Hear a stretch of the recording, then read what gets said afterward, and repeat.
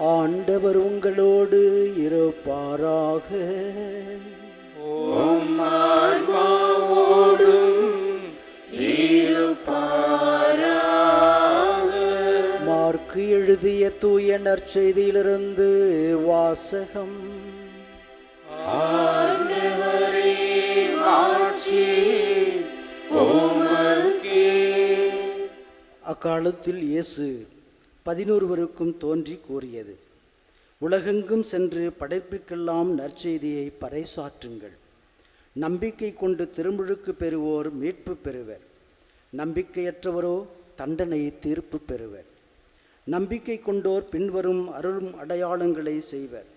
அவர்கள் என் பெயரால் பேய்களை ஓட்டுவர், புதிய மொழிகளை பேசுவர், பாம்புகளை தம் கையால் பிடிப்பர், கொல்லும் நஞ்சை குடித்தாலும் அது அவர்களுக்கு தீங்கிழைக்காது. அவர்கள் உடல் நலமற்றோர் மீது கைகளை வைக்க அவர்கள் குணமடைவர். ஆண்டவரின் அருள்வாக்கு.